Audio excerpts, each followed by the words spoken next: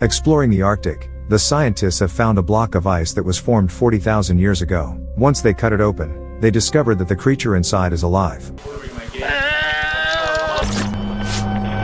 Members of a scientific expedition are conducting excavations in the Arctic desert. In one of the caves, they discover something unusual in the ice. The ice block is carefully cut out and attached to the helicopter. Afterwards, the ice block is transported over the snow-capped mountains to the scientific laboratory. Later, scientists send a fax to their superiors, in which they report an important find of archaeological and anthropological significance. They ask to stop drilling the territory and send a specialist to the laboratory to help investigate the creature imprisoned in a block of ice. Dr. Stanley Shepard is sent to the laboratory. He is an anthropologist and is currently conducting his research in the Arctic, studying the history, culture and traditions of the local Eskimos. Due to the fact that the doctor is often late at meetings with the natives, his colleagues constantly make fun of him and do not take his work seriously. In the lab, Shepard is met by Dr. Diane Brady along with a group of other scientists and informs him of the prehistoric find. First, scientists decide that they have found a bear or some other ancient animal. They say that not so long ago, Russian researchers found a mammoth in the ice and its cells turned out to be quite viable. Scientists hope that the creature they found is also preserved in good condition. They plan to take some of its remaining living cells for further study. The researchers fire a laser and carefully, layer by layer, cut through the ice. Soon it becomes clear to them that it's not an animal that is imprisoned in the block, but the body of a caveman. Examining the appearance of the Neanderthal, Shepard concludes that in the past the man could have been a hunter and lived on Earth about 20,000 to 40,000 years ago. The anthropologist wants to take a closer look at the find, but Dr. Diana Brady, along with the rest of the scientists, intend to cut the Neanderthal into pieces and send it to the best research centers in the world for study. Shepard asks scientists to once again investigate the area of land where they found the Neanderthal, because an entire tribe of cavemen can be frozen in the ice. However, the search area can stretch over thousands of square miles, so he is denied further research. A prehistoric man is thawed and stripped of his clothing so that tissue samples can be taken for analysis. They give him a blood transfusion and attach electrodes to monitor brain activity. During testing, scientists notice that all living Neanderthal cells are preserved in perfect condition. Dr. Brady believes that in the body of an ancient person there could be some kind of cryoprotectants that help save his body from damage during freezing. Researchers continue to study the Neanderthal and in the process are surprised to notice faint wave activity in his brain. They decide to try to revive the man and give him ampules of calcium and adrenaline, after which they use a defibrillator. The heart of a Neanderthal begins to beat and all scientists freeze in place from the realization that their incredible discovery will soon excite the whole world. Iceman wakes up on an operating table, surrounded by figures wearing surgical masks. Not understanding what is happening, he begins to panic and in every possible way dodges an injection with sleeping pills. Only Shepard has the courage and humanity to take off his mask and show the Neanderthal his usual bearded face, allowing the poor fellow to plunge into a peaceful restorative sleep. After the scientists gather in a separate room and discuss the future fate of the Neanderthal, they understand that for an amazing discovery, at least the Nobel Prize is likely for them. In the Arctic, the team is studying a cryoprotectant to freeze all cancer patients in the future and unfreeze them when humanity finds a cure for this disease. Now, thanks to the Iceman, they will be able to figure out how to keep living body cells at extremely low temperatures and freeze people to gain immortality. Shepard does not support the enthusiasm of his colleagues and believes that a person should not live forever, because the planet is already overpopulated. Scientists decide not to say anything to journalists for now, so that their find will not be turned into the star of a TV show or commercial. The anthropologist suggests first studying the Neanderthal in a natural environment and with his help to learn more about the prehistoric world. Shepard manages to beg the team for 2 weeks for his own research. A special vivarium is being set up for the Iceman, which is filled with a variety of animals and plants so that the Neanderthal can hunt and get his own food. The caveman wakes up in a familiar environment and goes about his usual business. First, he finds berries and squeezes juice out of them to quench his thirst. Later, the Neanderthal chases the bird away from its nest and steals the eggs from it. By evening, he kindles a fire with 2 stones and cooks food on it. The next day, after a morning shower under a waterfall, the Iceman goes hunting for a wild boar. He tricks it to go into a cave and impales it on a makeshift spear. While fishing, a Neanderthal takes a hose for prey and pulls it out of the water. Contrary to his expectations, the item turns out to be inedible. Then the man notices that the hose stretches all the way to the rock and comes along it to a secret metal door. The caveman quickly breaks down the door and finds several laboratory assistants and animals in cages behind it. Frightened scientists manage to close the passage with a grate so that the Neanderthal does not get inside the laboratory. From what he sees, the caveman becomes furious. He starts screaming and tries to punch the wall out with his fists. One of the lab assistants has to shoot him with a tranquilizer dart. After that,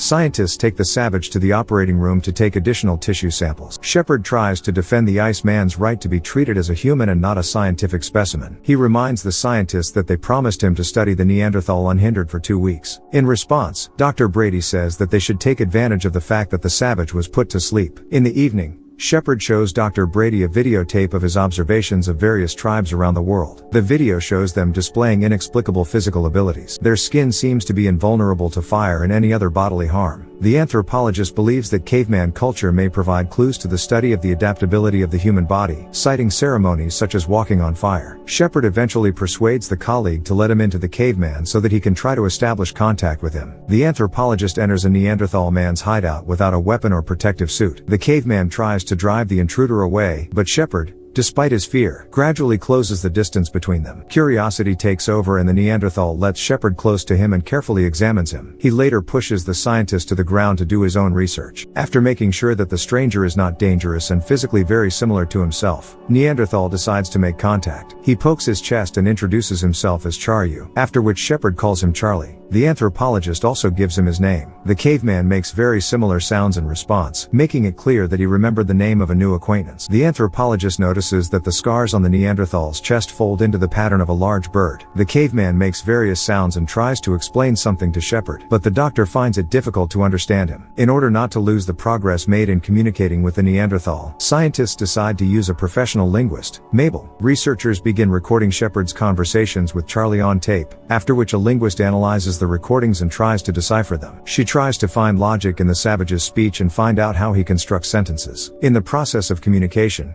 men tell each other the names of things around them, such as a stone, a frog, or buttons on the anthropologist's shirt. One evening, Shepard begins to hum a song, tapping a piece of wood on a stone. The Neanderthal really likes the song and asks his new friend to keep singing. Soon the caveman gets into the rhythm so much that he begins to sing along with the scientist. In between communication, scientists conduct their own experiments with the Neanderthal. They try to identify the cryoprotectant in his blood by holding Charlie in extreme cold. Thanks to this substance, they will be able to freeze people for centuries. However, the experiments do not bring the desired results, and during one of the tests they almost kill the Neanderthal. Back at the vivarium, Charlie yells at Shepard, realizing that he is being experimented on. He wants to be free from torment and asks the anthropologist to kill him, but the scientist refuses to do it. Shepard asks Dr. Brady to help him communicate with the Neanderthal. He believes that contact with a female will help to discover completely new qualities in Charlie, and this will help to study him better. After much persuasion, Diana finally agrees to enter the caveman's hideout with Shepard. Charlie examines and sniffs Dr. Brady with interest. The Neanderthal then treats the frightened woman to a beetle and tries to mate with her. Shepard comes to Brady's aid and forbids Charlie from touching the woman, explaining to the Neanderthal that she is his girlfriend. The Iceman runs into the cave and brings Shepard the shiny hose thing. He offers to trade the item for Dr. Brady, but is again rebuffed. On the next visit,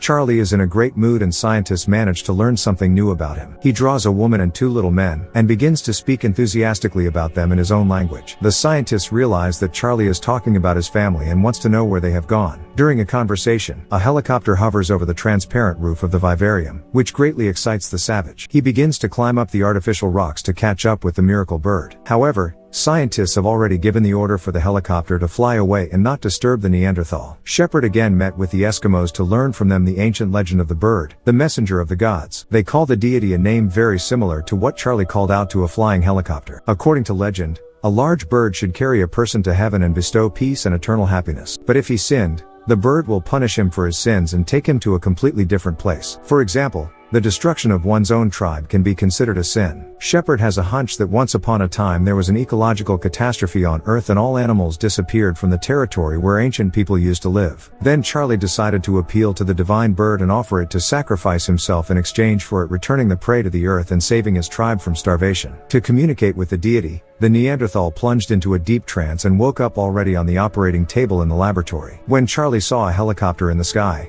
he decided that this was his divine bird. Now he can't think of anything else but saving his tribe. After this event, the Neanderthal stops communicating even with Shepard and for several days tries to put himself in a trance again. He lays out before him gifts for an offering to the deity and draws ancient symbols on the skin. Scientists want to help the savage, but do not know what can bring him out of this state. When Shepard visits Charlie, he secretly watches him and tries to figure out how he opens the door. Then the savage finds the button from the door and gets inside the laboratory. He cautiously walks the corridors, trying to find a way out of the building. Seeing his reflection in the mirror, the Neanderthal is very frightened and breaks the glass. Then he gets into a room with animals locked in a cage and runs out of it in horror. The savage is frightened by literally everything that he meets on the way: a photocopier, an elevator, and strange potions in glass flasks. Therefore, when one of the scientists gets in his way, he immediately rushes at him and pierces him with a spear. The scientist manages to sound the alarm, and Charlie manages to get out of the laboratory. Overjoyed, he falls to the ground and touches the snow. Suddenly, he sees an approaching helicopter and tries to get close to it. But during a turn,